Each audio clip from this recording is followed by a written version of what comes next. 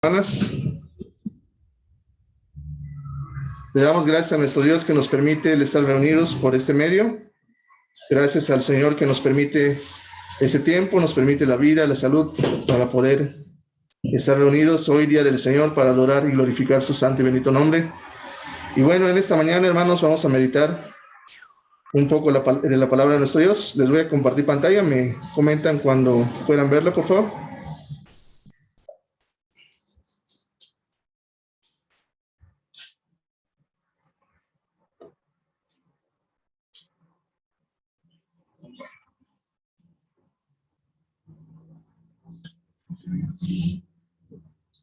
Ok, creo que ahí se ve, ¿verdad? Bien, hermanos, gracias a Dios que nos permite este tiempo, este espacio y este día para poder honrar y glorificar su santo y bendito nombre. La iglesia del Señor que se reúne en San Rafael, como todos los domingos, hermanos, acudimos al llamado de nuestro Dios para poder cumplir y participar de sus mandamientos, para poder estar unidos en un solo espíritu, para adorar y glorificar su bendito nombre, para dar honra y gloria a Él, que Él solamente es digno de toda honra y toda gloria, hermanos.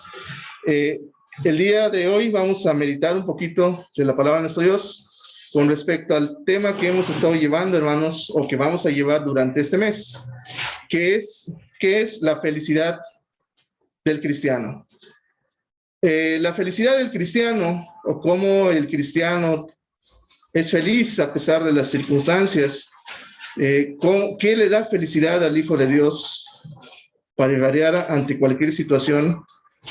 Pues una actitud positiva, una actitud buena, una actitud que sea ejemplar para aquellos que no conocen a Dios. Es un tema bastante amplio, un tema que, bueno, nos llevaría a muchas clases o muchos estudios a abordar, pero durante este mes los hermanos van a, cada quien, desde el conocimiento y la sabiduría que le da el Señor, irá abordando cada uno de estos temas.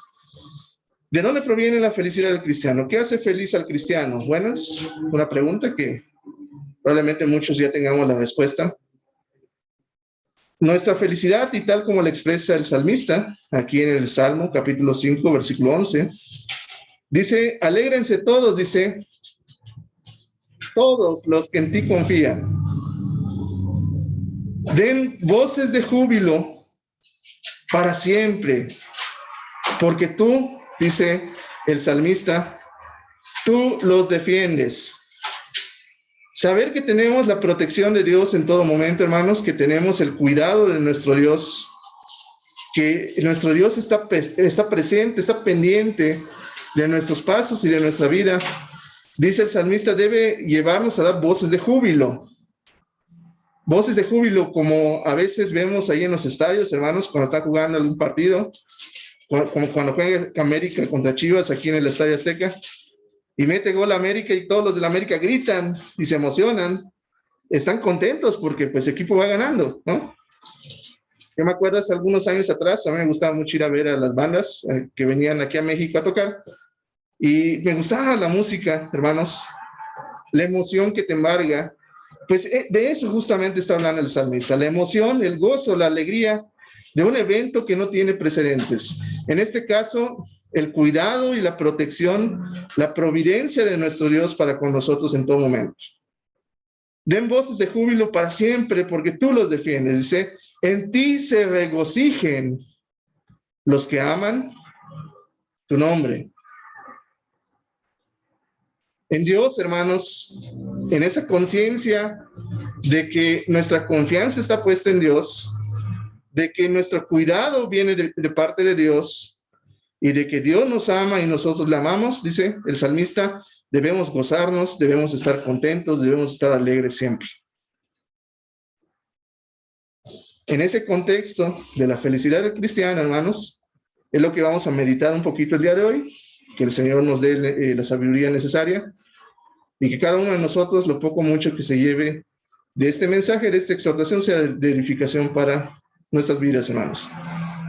Así como estábamos antes de comenzar con el mensaje de esta mañana, vamos a hacer una oración para dirigirnos con reverencia a nuestro Dios y que sea Él quien nos ayude en esta mañana, amados hermanos. Inclinemos el rostro y oremos. Padre nuestro que estás en el cielo, Dios eterno, Padre Santo, Señor del cielo y de la tierra, Dios bendito. Por medio de esta oración, Señor, nos dirigimos hacia ti para agradecerte, Señor, por tu bondad, por tu misericordia, por el cuidado que tú tienes para con nosotros en todo momento, Señor. Sabemos que no somos dignos, Señor, de nada de ti, Señor, pero entendemos y sabemos que por la gracia de tu Hijo Jesucristo, Señor, por esta gracia que nos ha sido dada, Señor, tenemos acceso a ti. Podemos acercarnos a ti, Señor, y podemos confiadamente hacer nuestras peticiones, Señor. Señor, bendito en estos momentos en que vamos a meditar en tu bendita palabra, que todo lo que digamos, que todo lo que compartamos con nuestros hermanos, sea primeramente para la honra y gloria de tu nombre, Padre.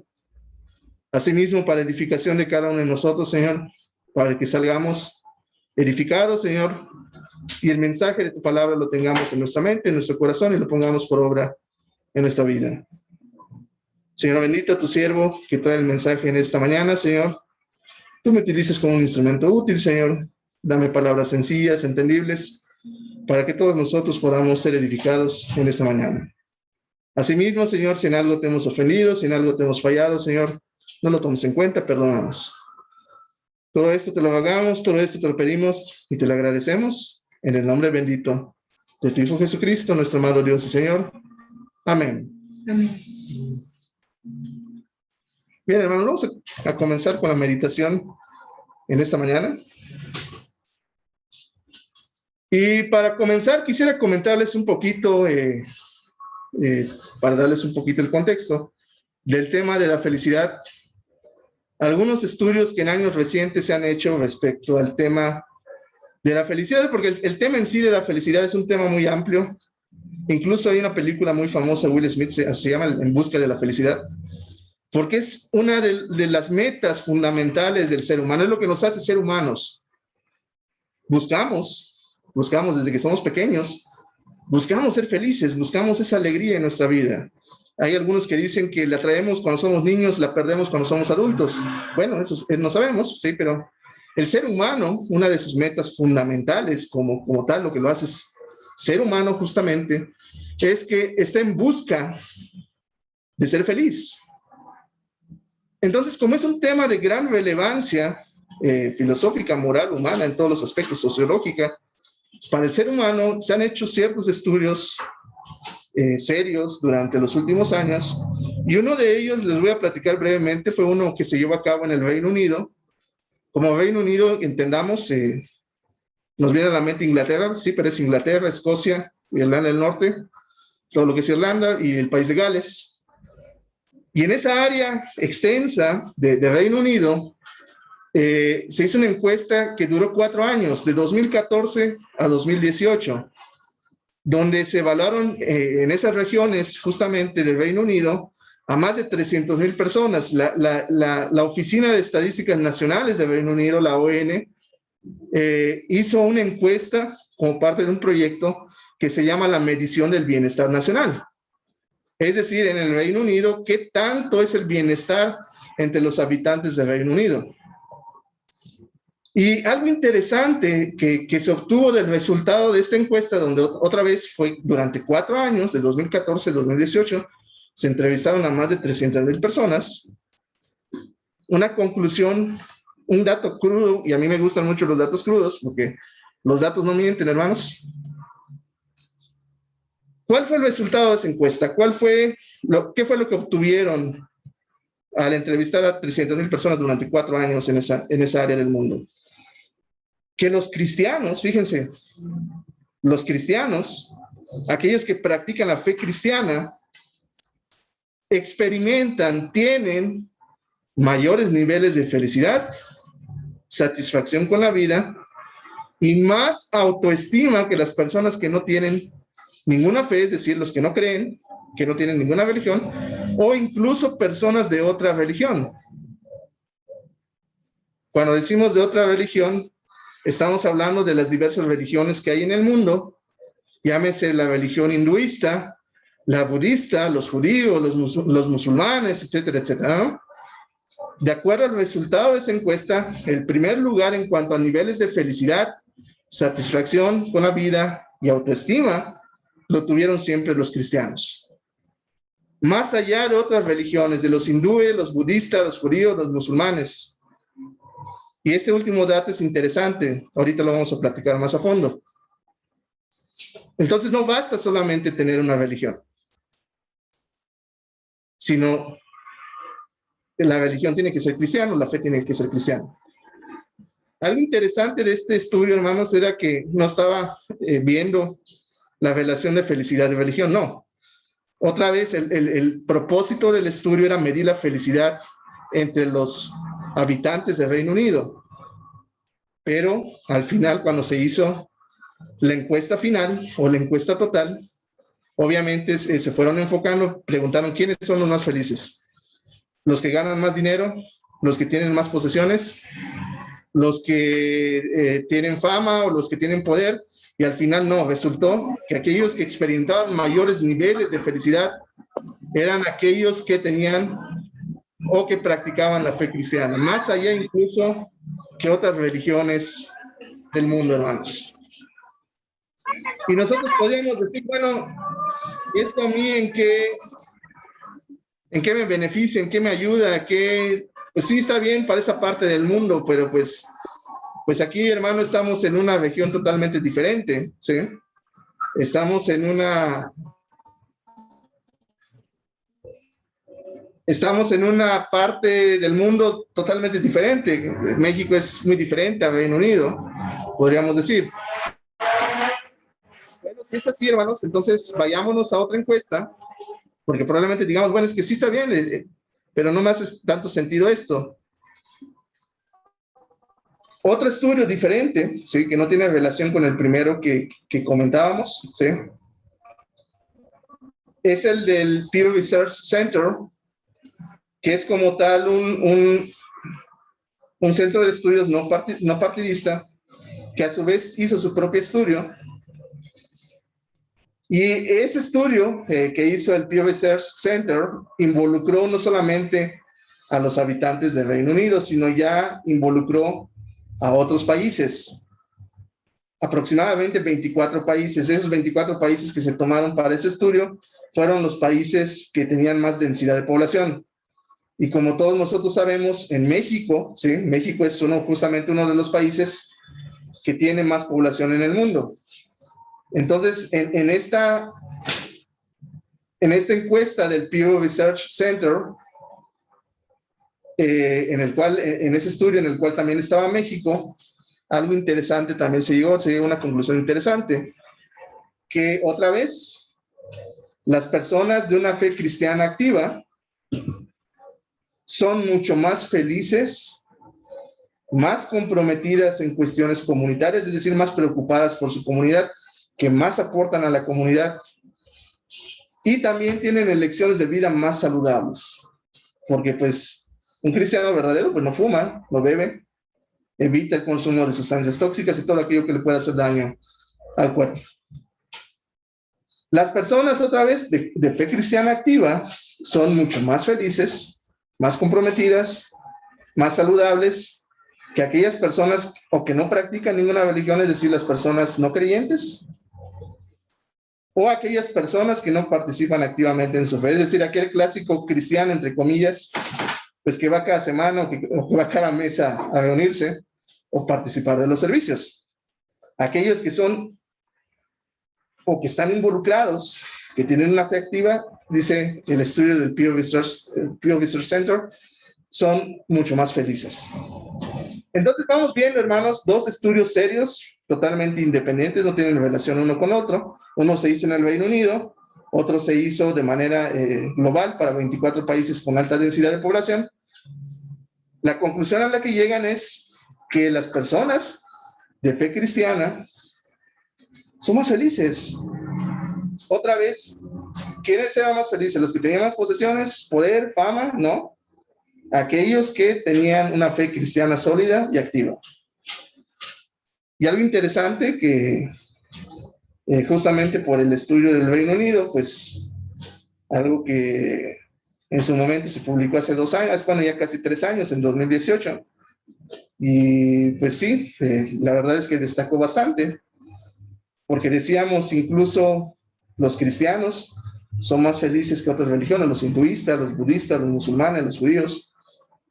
Y bueno, una conclusión a la que llegaron los analistas, los que analizaron ese estudio, era que aquí, bueno, en un comentario de Naya Foster, una de las investigadoras que estuvo involucrada en ese estudio, dice que la gente piensa, dice, que todas las religiones son iguales. Creo que todos conocemos a alguna persona que dice, sí, pues es que todas las religiones son iguales. Hablan de paz, hablan de amor, hablan de ser buena persona, pero la realidad es que no es así, hermanos. Otra vez leemos el comentario, dice, la gente piensa que todas las religiones son iguales, pero no es así, dice esta psicóloga, dice, ¿por qué? Porque en el caso de los cristianos, dice, su fe se basa en una relación y no tanto en una religión. Eso es lo fundamental, es lo que hace la diferencia. Porque las otras religiones, llámense hinduistas, budistas, musulmanes, judíos, es mucho de ritos, de rituales, de sacramentos, de estatutos, de reglas, ordenanzas. Pero en el caso del cristianismo, sí, hay estatutos, sí, hay mandamientos, pero lo principal, lo fundamental de la religión cristiana es la relación que los cristianos tienen con Dios. Una relación tan cercana que el apóstol Pablo cita este texto del Antiguo Testamento, dice, seré para vosotros por padre, y vosotros me seréis hijos e hijas, dice el Señor Todopoderoso. Nos debería de llenar de alegría esto que está mencionando aquí el apóstol Pablo, hermanos.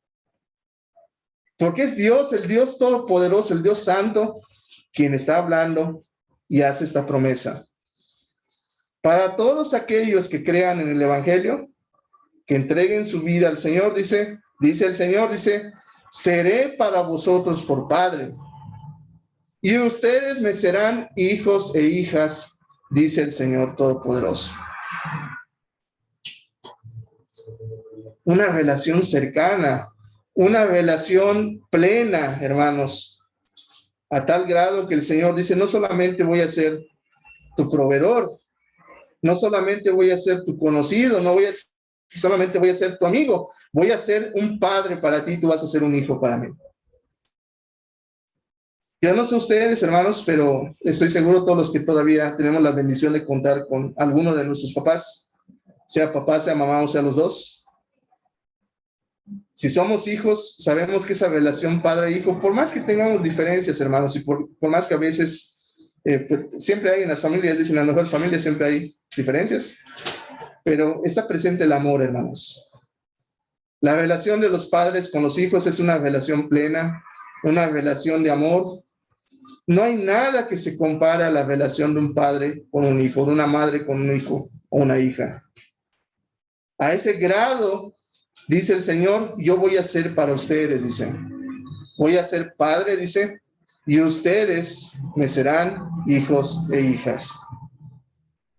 Esta es una de las claves por las cuales el cristiano, a diferencia de las otras religiones y a diferencia de aquellos que no creen en Dios, esta relación es probablemente lo que nos da más satisfacción, hermanos. Saber que tenemos el cuidado, la providencia y esa relación plena con el Dios Todopoderoso. Por algo, cuando veíamos hace un momento lo que expresaba el salmista, ¿sí? Y le daré voces de júbilo, dice el salmista. Porque tú me das alegría, me das gozo. Esa relación plena que tenemos con Dios llena nuestras vidas, hermanos.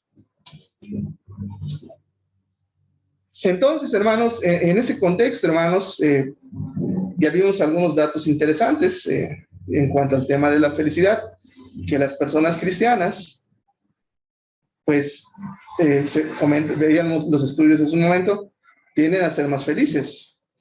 Sin embargo, podríamos decir, bueno, pero sí, hermano, pues, pero no todo el tiempo voy a estar así, o sea, al final, pues la vida tiene sus altas y sus bajas.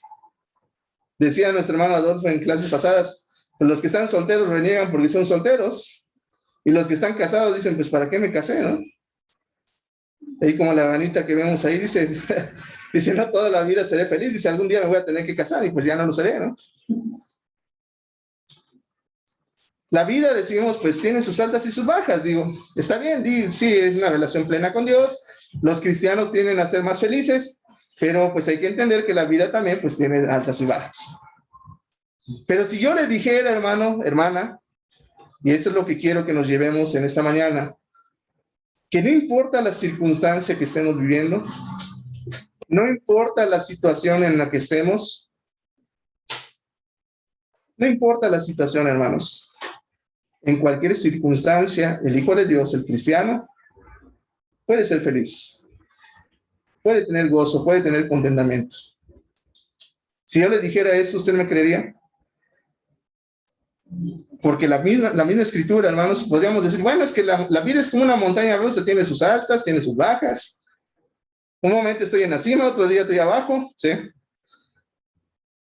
Pero la escritura nos dice, y esa es una de las grandes bendiciones que Dios nos da, que no importa la circunstancia en la que estemos, no importa la situación en la que estemos viviendo o que estemos enfrentando, nosotros, a pesar de esas situaciones, podemos ser felices. Y no lo digo yo, lo dice la escritura. Pablo dice en 1 Tesalonicenses, dice, estén, o a lo mejor yo estoy leyendo mal, pero así dice la nueva versión internacional, dice, estén siempre alegres. Y yo no sé cómo usted entiende siempre, hermanos, pero para mí siempre es siempre. Todos los días, a toda hora, a todo minuto, los 365 días del año, siempre. Y Pablo también dice en Filipenses, otra vez, vuelvo a recalcar, alégrense siempre en el Señor. Y por si no nos queda claro, vuelvo a repetir, alégrense. Y nosotros podríamos decir, oiga, esperen un minuto, hermano. Yo le pregunto a usted, hermano, hermana, ¿cómo voy a estar alegre siempre? Si yo pierdo mi trabajo, si yo pierdo mi fuente de sustento en la que se sustenta mi familia, ¿cómo voy a estar alegre, hermano? Si yo en mi cuerpo físico tengo una enfermedad que me agobia, que me consume y que se está llevando mi vida, ¿cómo voy a estar alegre, hermano? Si yo pierdo a uno de mis seres queridos y me duele en el alma, ¿cómo voy a estar yo alegre? Dígame usted, yo no entiendo. Usted dice que siempre alegre. Bueno, no lo digo yo, claro, lo dice la escritura. Pero ¿cómo vamos a estar alegre bajo esas circunstancias? No es posible. Sin embargo, la escritura nos dice, estén siempre alegres. Alégrense siempre en el Señor. Repito, alégrense. ¿Y cómo podemos estar alegres ante las circunstancias que la vida nos da, hermanos? Que a veces son circunstancias que nos duelen, que a veces, como dice Pablo, dice, están a punto de destruirnos, dice, de derribarnos, derribados, pero no destruidos, dice Pablo. ¿Cómo podemos estar alegres ante esas situaciones?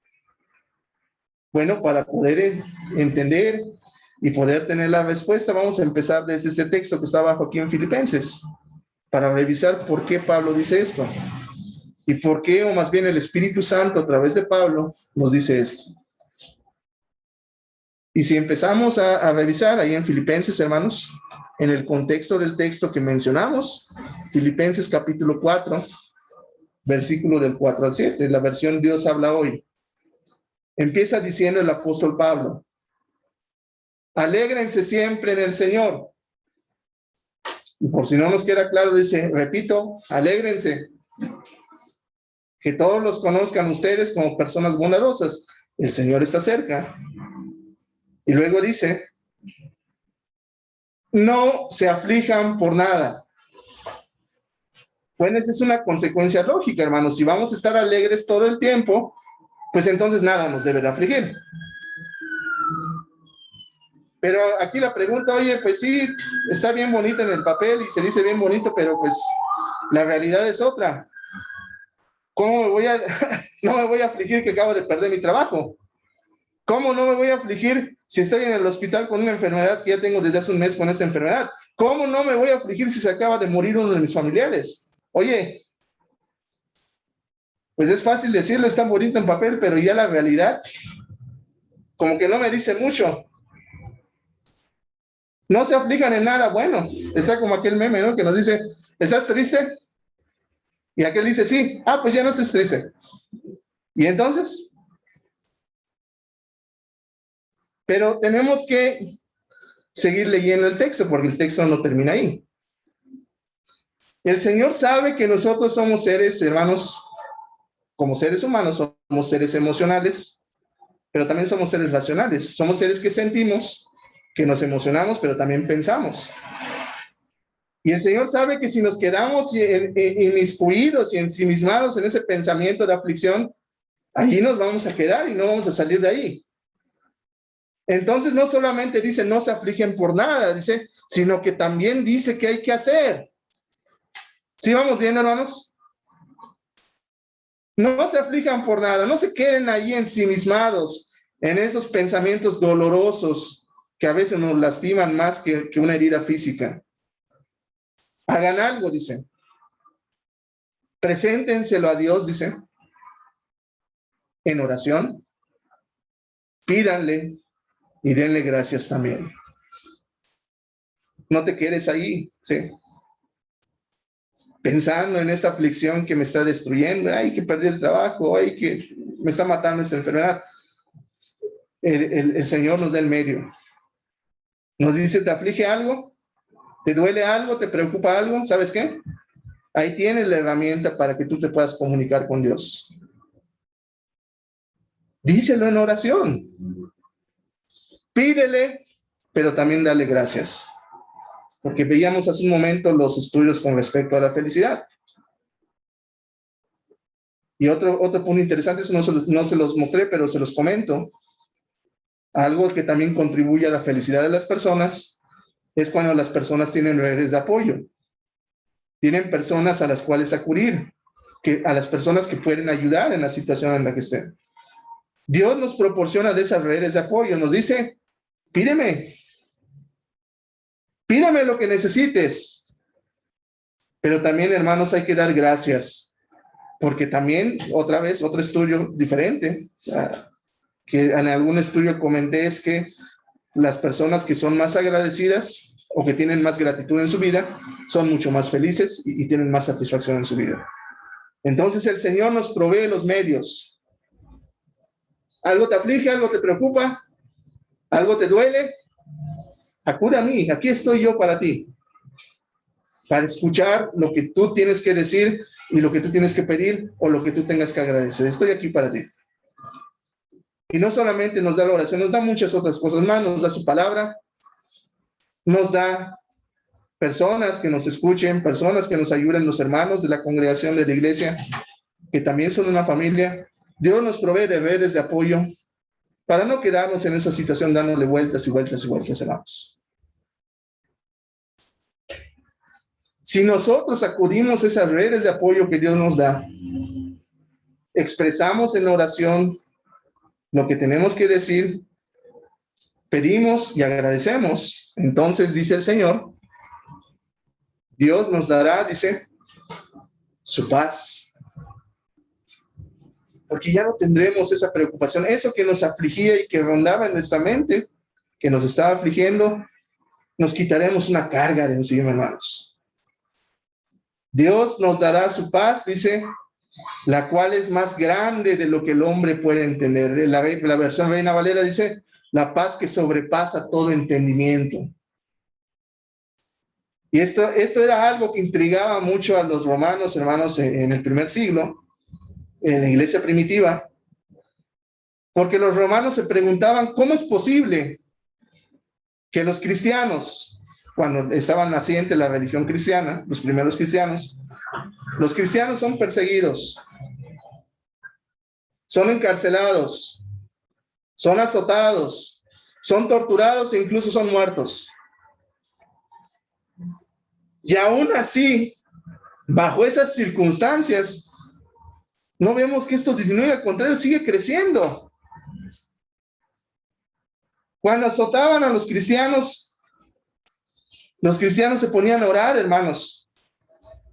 Los metían en la cárcel y se ponían a cantar himnos. En los tiempos de Nerón, y lo mencionó el hermano Alan hace algunas clases, en zona de burla decían que los cristianos alumbraban la ciudad, porque ¿saben qué hacían los romanos, hermanos, esos ingratos?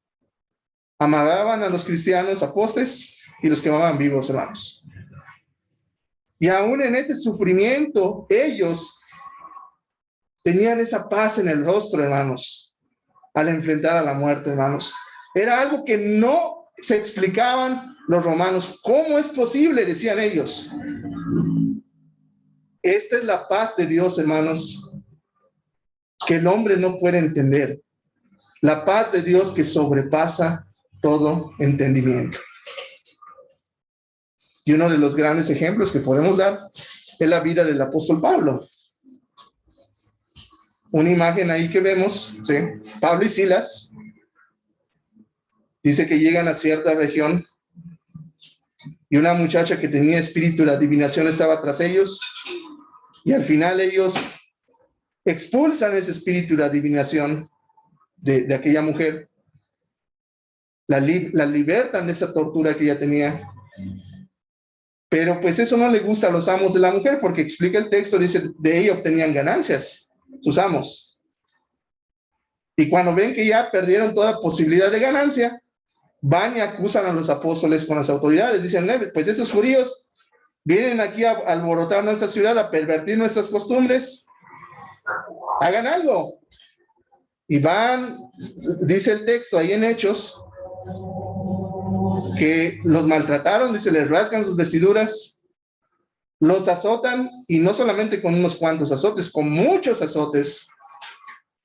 Los mandan a la cárcel y el carcelero los mete hasta el último calabozo, hasta lo más profundo, donde había inmundicia, ratas y muchas cosas horribles, hermanos. Y todavía no así contentos de que los arrojan al calabozo, les meten los pies en el cepo. El cepo era un instrumento de tortura que lo estamos viendo en la imagen, donde estabas en esa posición, no te podías mover.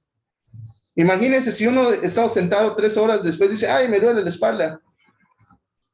Imagínense estar así días, hermanos. Era algo horrible, un instrumento de tortura. Y Pablo y Silas, a pesar de esta situación, por hacer algo bueno, miren lo que obtuvieron, hermanos. Y cuando ellos estaban en esa situación, en ese calabozo miserable, inmundo, siendo torturados, ¿qué fue lo que hicieron los apóstoles, hermanos? Hicieron lo mismo que hacemos muchos de nosotros cuando estamos en alguna situación. ¿Qué es lo que hacemos? Renegamos, nos quejamos, decimos, ahora sí, ya llegué a mi límite de paciencia, ya. Señor, siempre me has puesto a prueba, pero ahora sí te pasaste, ya. No entiendo por qué me haces esto, y pues no entiendo por qué sigo siendo cristiano, pues me pasan estas cosas. Y renegamos de nuestra fe, hermanos. ¿Cuántos de nosotros, seamos sinceros, cuántos de nosotros no hemos hecho algo así, hermanos? Están en situaciones que nos perturban y que casi nos destruyen. Estamos a punto, como dicen, de tirar la toalla, de decir, ya no puedo más. Renegamos, nos quejamos ante Dios. Pero eso fue lo que hicieron Pablo y Silas, hermanos. ¿Qué fue lo que hicieron? El texto dice que a pesar de la situación que estaban viviendo, dice, a la medianoche, dice, ellos oraban y cantaban himnos a Dios, mientras los otros estaban escuchando, los otros presos escuchaban. Otra vez, hermanos, la paz de Dios que el hombre no puede entender. La paz de Dios que sobrepasa todo entendimiento para aquellos hijos de Dios que acuden al Señor para su auxilio, que acuden al Señor para fortaleza. El mundo no la puede entender, hermanos, no se le hace algo racional. Pero para nosotros, en nuestra fe, hermanos, sabemos que si nosotros confiamos en Dios, si nosotros nos aferramos a la mano de Dios, el Señor nos dará el consuelo, nos dará la fortaleza para cualquier situación que estemos viviendo. Así lo expresa el Señor Jesucristo. ¿Qué le dice? ¿Qué le dijo a sus apóstoles? Dice, la paz les dejo, mi paz les doy, pero yo no la doy como el mundo la da. ¿Cómo da el mundo su paz, hermanos?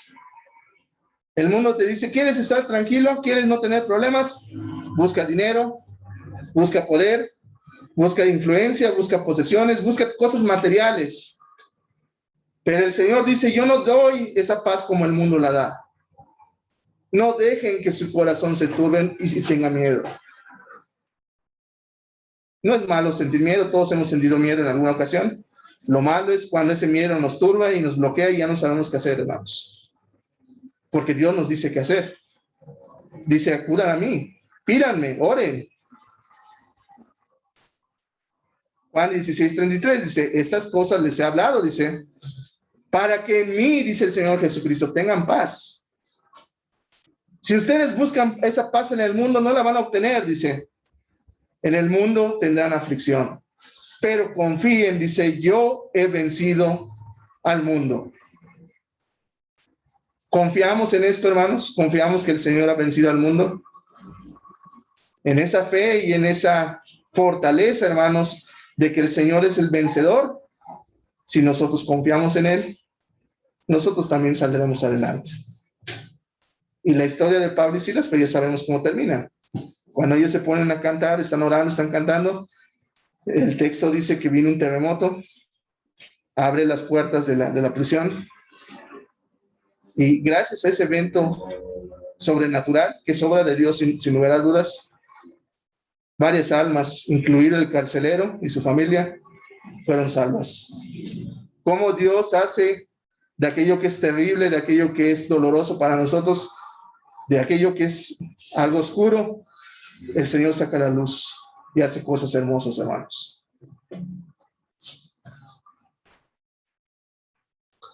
Seguimos leyendo el texto, dice, alégrense siempre en el Señor. Repito, alégrense. No se aflijan por nada, sino preséntenselo todo a Dios en oración. Pídanle y denle gracias también. Así Dios les dará su paz, que es más grande de lo que el hombre puede entender. Y esta paz que Dios nos da, dice, cuidará nuestros corazones y nuestros pensamientos por medio de Cristo Jesús. La parte emocional, la parte mental, la parte interna del ser humano será protegida. Porque si nuestros pensamientos, nuestra mente es una mente buena, una mente positiva, no importa la circunstancia que tengamos que enfrentar, hermanos. Tendremos el valor, tendremos la claridad para poder salir adelante de cualquier situación que estemos enfrentando. Hermanos, la carta a los filipenses, que es justamente el texto que estamos leyendo, ¿sí? Entre los comentaristas bíblicos y entre los estudiosos de la Biblia, tiene un sobrenombre. Se le conoce como la epístola del gozo. Y en específico, la congregación que estaba ahí en Filipos, en la parte macedónica, al norte de Grecia, se le conoce como la congregación del gozo. Ojalá, si Dios lo permite, hermanos, más adelante tengamos oportunidad de estudiar esta epístola, porque es una epístola que tiene un mensaje muy bello. Toda la Biblia tiene mensajes muy bellos y de mucha edificación, pero en particular esta epístola, hermanos, tiene cosas muy bellas, de mucha edificación para la iglesia. Pero así en el comentario, Filipenses, la epístola del gozo. La iglesia de Filipos, la iglesia gozosa. Ahí en la imagen lo que estamos viendo son las ruinas arqueológicas de lo que era la ciudad de Filipos, ahí en Macedonia. En la actualidad son ruinas, hermanos, que usted puede visitar, está al norte de Grecia. Sin embargo, hermanos, en su tiempo, la ciudad de Filipos fue una de las ciudades más prósperas de todo el Mediterráneo, eso sí lo podemos decir. Una de las provincias de Roma más prósperas. Y algo interesante con respecto a la iglesia que se reunía ahí en Filipo. En nuestros tiempos modernos, hermanos, en los últimos años se ha puesto muy de moda la palabra inclusión. Si ustedes se fijan, en los últimos años se dice que tenemos que ser inclusivos. que no importan las tendencias o las preferencias de aquel, pues a todos los tenemos que aceptar, no tenemos que hacer acepción de personas. Sin embargo, hace 2000 años, estamos hablando de hace 2000 años, la iglesia del Señor fue inclusiva en todos los aspectos. Porque el Señor no hacía y no hace acepción de personas, y mucho menos la iglesia del Señor tampoco hace acepción de personas. Siempre y cuando obedezcan y crean el evangelio de nuestro Señor Jesucristo, todos son bienvenidos. No importa en qué condición estés o estuvieras, si tú vienes a los pies de Cristo, Cristo te acepta, te da la bienvenida y te hace parte de este pueblo que es la iglesia. Hace 2000 años, fíjense, no estamos hablando de hace 2, 3 años. Hace 2000 años la iglesia ya era una iglesia inclusiva. Y en el contexto de lo que estamos estudiando, en el libro de los Hechos, se da más detalle de quiénes fueron los primeros miembros de la iglesia. Lidia y su familia, ahí en Hechos capítulo 16, versículo 14, la muchacha esclava que estábamos platicando, por la cual fueron encerrados Pablo y Silas en el calabozo, ¿sí? Y el carcelero, que cuando hubo el terremoto se abren las puertas del calabozo, él y su familia creen. ¿Por qué era inclusiva la iglesia en Filipos? Porque si nosotros somos analíticos, vemos que en la iglesia de Filipos, en el ejemplo que les acabo de dar, no hacía acepción de personas. Los 3 grandes grupos sociales de la humanidad estaban presentes en la iglesia de Filipos. La clase alta, la clase media y la clase baja. Lidia, ¿qué era Lidia? Una comerciante próspera de púrpura, ¿sí? Describe el libro de los Hechos. Podríamos considerarla de clase alta.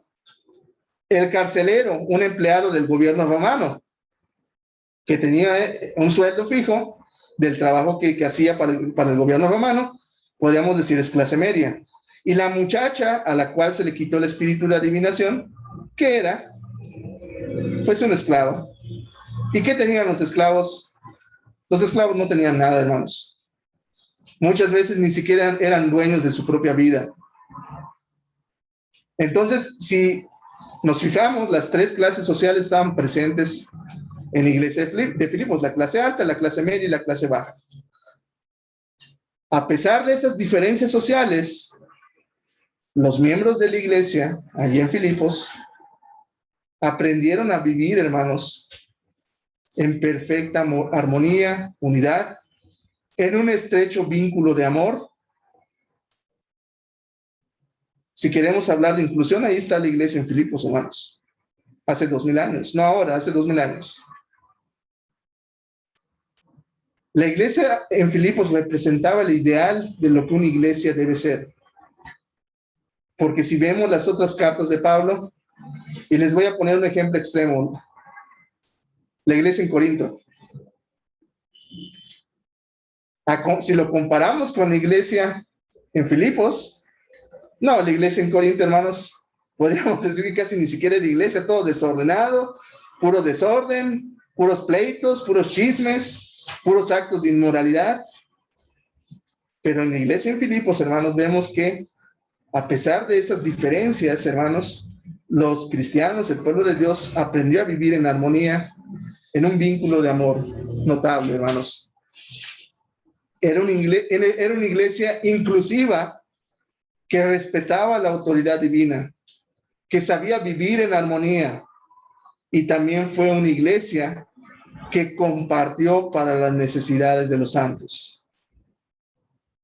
Siempre que participamos, hermanos, de la ofrenda, leemos del privilegio que fue dada a las iglesias en Macedonia, las cuales, dice allí, 2 Corintios, a pesar de su profunda pobreza, dice, y a pesar de la tribulación que estaban viviendo, rogaron al apóstol Pablo que les permitiesen participar del privilegio en el ministerio para los santos. La iglesia en Filipos, hermanos, era un ejemplo, un molde, un ejemplo a seguir para las demás iglesias en aquel tiempo y para nosotros también. Que a pesar, hermanos, de que pues todos somos diferentes, pues yo no pienso como piensa el hermano Alan, no pienso como piensa el hermano Oscar. Nuestras condiciones sociales también son diferentes.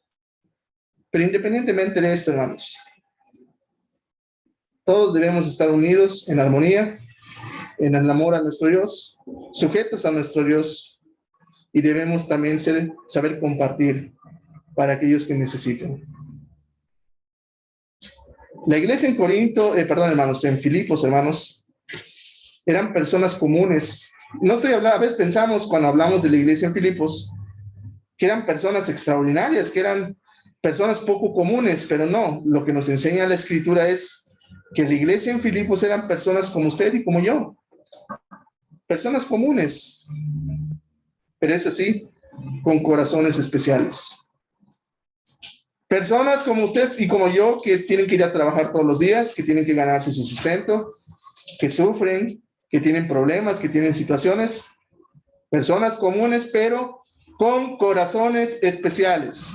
Corazones dedicados y comprometidos a la obra de nuestro Dios. Así también debemos ser nosotros. Es lo que debemos aspirar a ser nosotros. Tener corazones entregados, dedicados a Dios, hermanos. Eso era lo que era la iglesia en Filipos. Una iglesia inclusiva, sujeta a Dios, formada por personas comunes, pero con corazones entregados a Dios.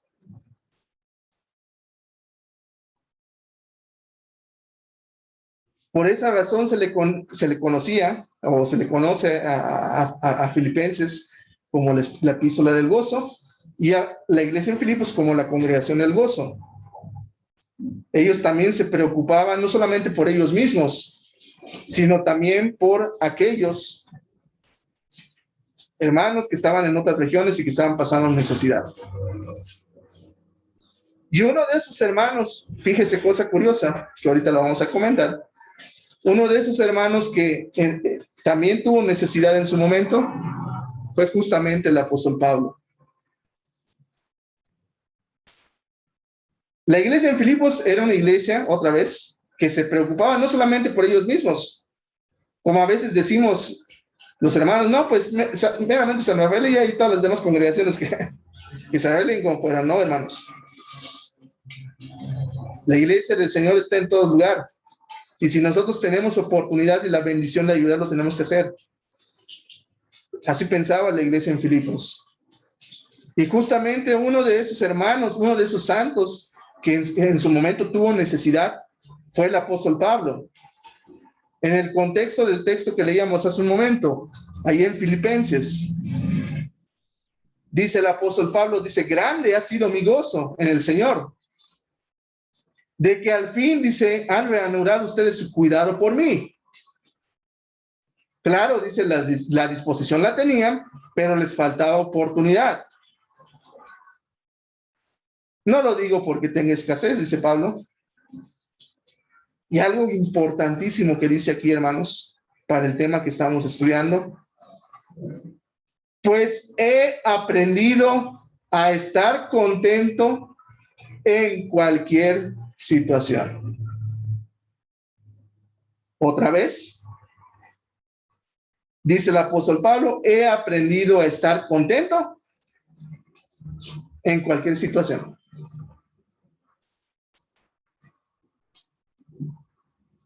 ¿Cómo aprendió Pablo a estar contento en cualquier situación? Lo que comentábamos hace un momento. ¿Cómo voy a estar feliz si perdí mi trabajo? ¿Cómo voy a estar feliz si estoy enfermo? ¿Cómo voy a estar feliz si perdí a alguien amado? Pero Pablo dice, he aprendido a estar contento en cualquier situación. Y hay quien diría, bueno, pues sí, porque Pablo, pues miren cómo era Pablo, él viajaba por todo el mundo. Era sostenido por las iglesias, era un ciudadano romano. Y hay quienes dicen, algunos comentaristas bíblicos dicen que el apóstol Pablo probablemente provenía de una familia acaudalada.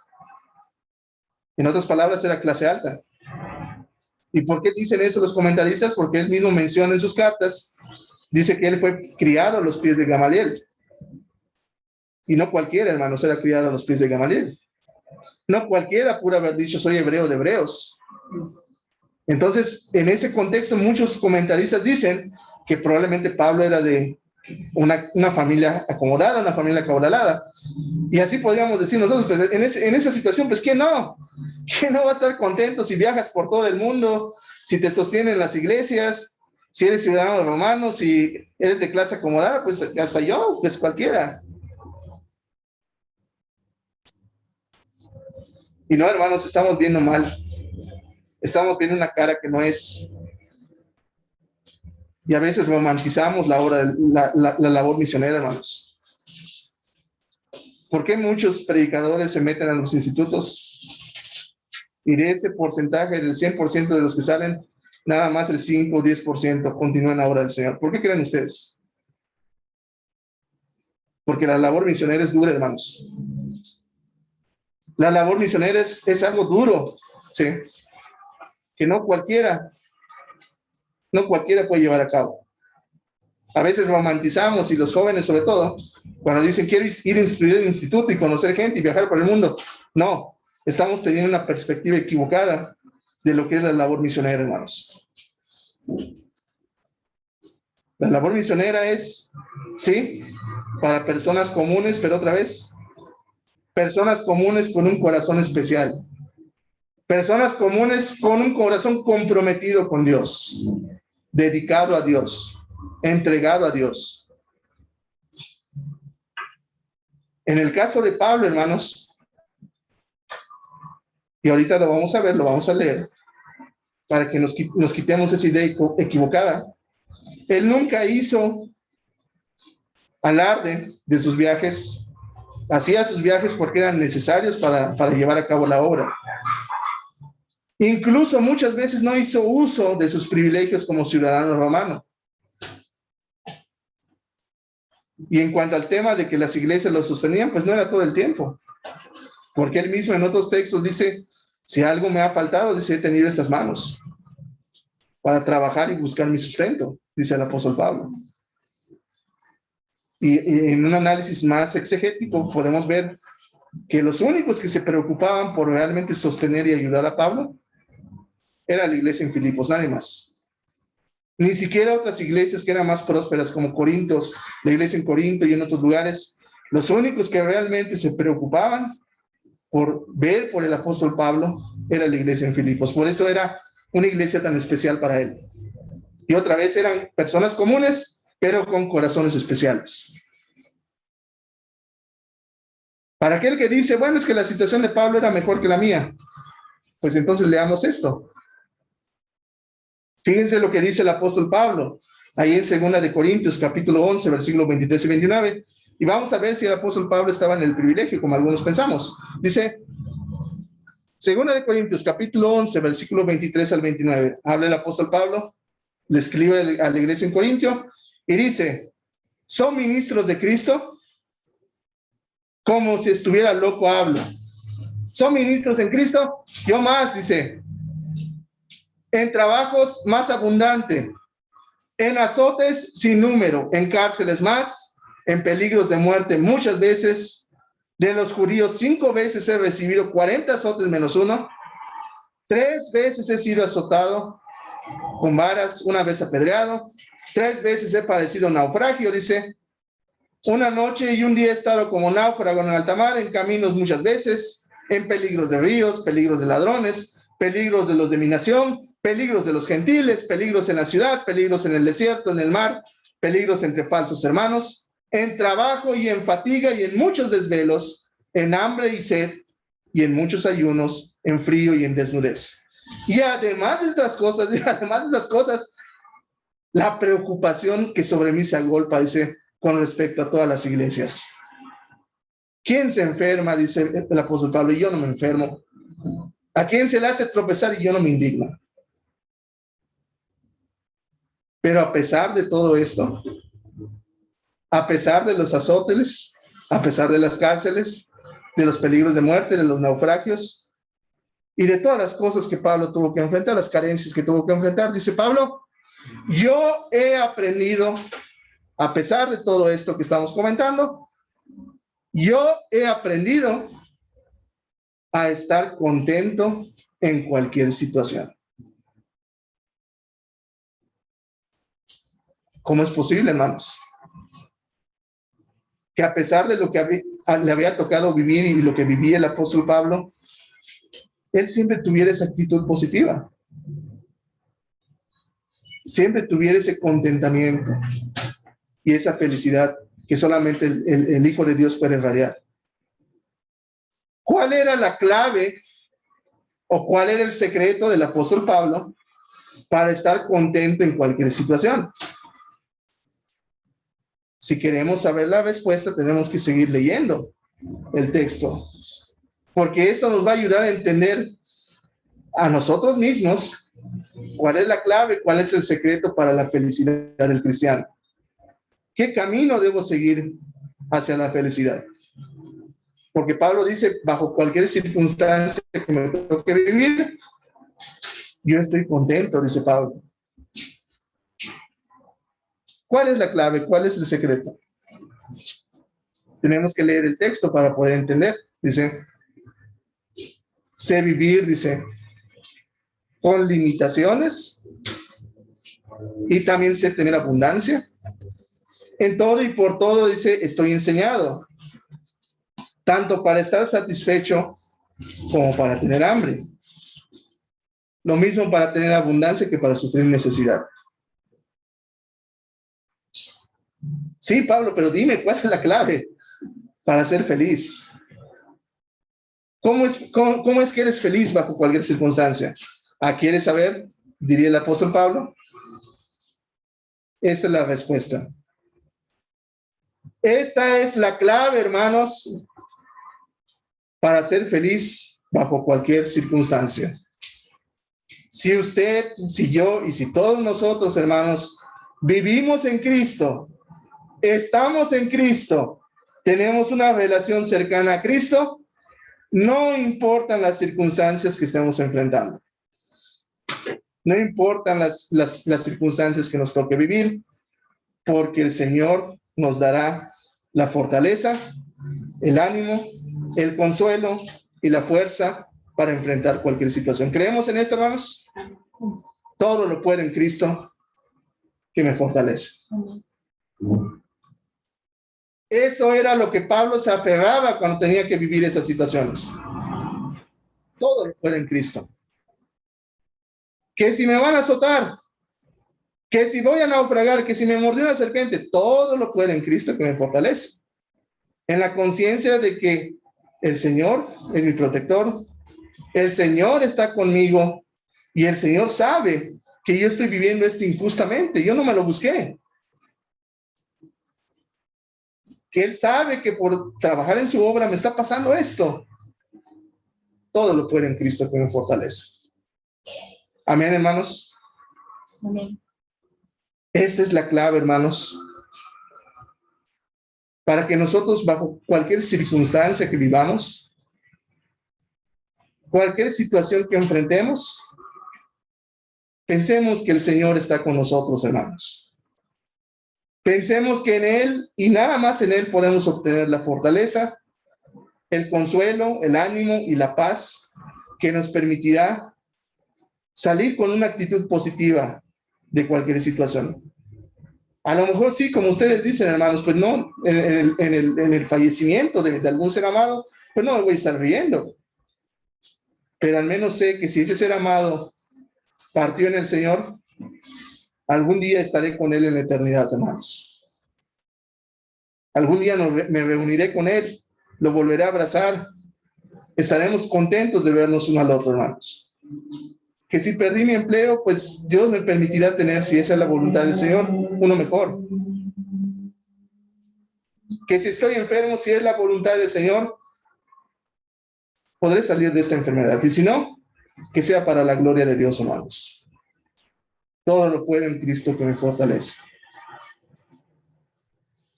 Ahora sí nos hace sentido lo que dice Pablo en el contexto.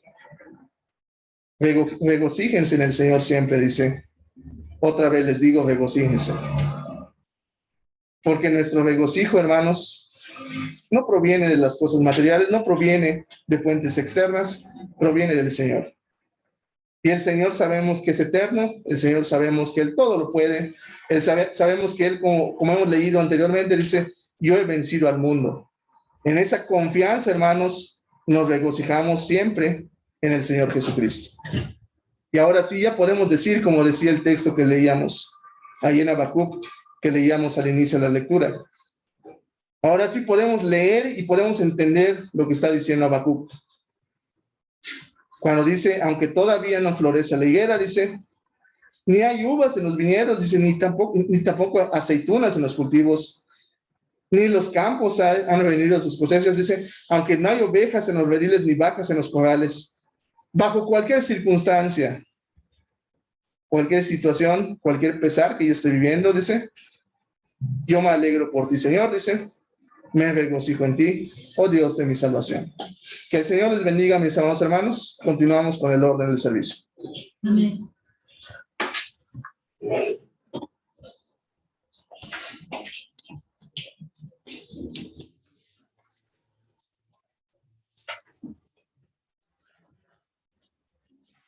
Bien, hermanos, vamos a continuar alabando a nuestro Dios con algunos cantos. Agradecemos a nuestro Dios y Salvador que precisamente nos da la oportunidad de alimentarnos con su palabra en este día. Espero, hermanos, que todos hayamos puesto la debida atención y nos llevemos algo de toda la inmensa sabiduría que ha sido compartida de la palabra de nuestro Dios en esta mañana. Recordemos que efectivamente la Biblia nos instruye y nos lleva de la mano para que independientemente de la situación que afrontemos, pongamos siempre, ¿verdad?, nuestra esperanza y nuestra confianza en nuestro Salvador. Vamos, hermanos, a entonar una alabanza. Permítame, se las comparto.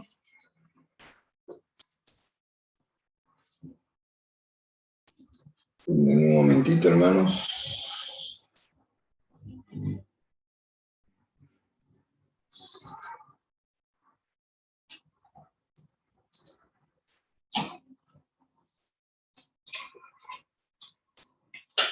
Ahí va, hermanos.